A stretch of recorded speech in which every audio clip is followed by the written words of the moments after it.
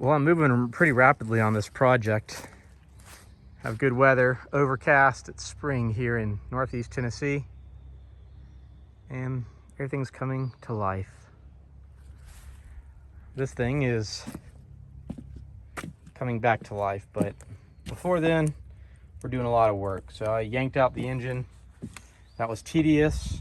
It was very difficult to cross this member here with the hoist that I had, so I had to attach on either side of it and then lift it, then support it, then go underneath and grab the other side. I made it happen. So as the engine is running, it's spinning this fan. This fan is blowing up through this plenum, and that is what's cooling first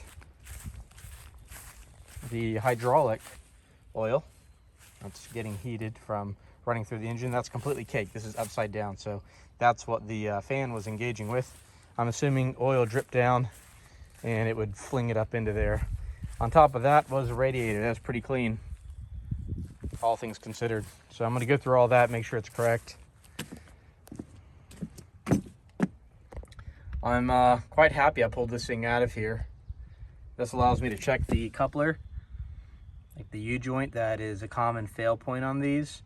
And I just sprayed it down and cleaned out those fittings. I'm going to pump it full of grease, because later I'm going to come in here with the hot pressure washer and get all this stuff cleaned up, probably do some repainting. I mean, I didn't intend to go all the way, but the more I get into things, the more I'm inclined to go pretty much all the way. I did realize that this one had already, it had been repainted. I can see Clark written here, and somewhere the old 643 number on it. So even then, there's no incentive to keep the original paint because it's not. This guy is the where the sticks come up.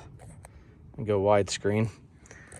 I've got that closed just so I didn't throw off the balance and do a backflip with this thing. But I'm pulling out all sorts of pieces. The air cleaner housing. These are bits of trim. The exhaust also came out. The muffler rather. And this is a protective plate that was in the back. All this I'm going to get cleaned off and then making a stack here for getting bead blasted so I can put paint back on everything. And then get the rear cleaned up, probably get the rear painted inside here.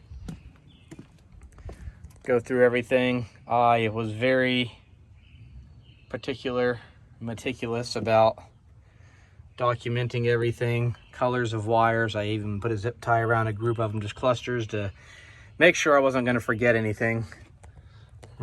Cutoffs, all sorts of things in here. So that's what we've got going on today. Now I'm going to get this thing going and hopefully get it cleaned off, get these valves adjusted. I'll do a video on that specifically. Replace all the fuel lines and see if we can get her running. She wasn't running before. I tried to get it cranked up while it was in there, but I really didn't spend much time on it.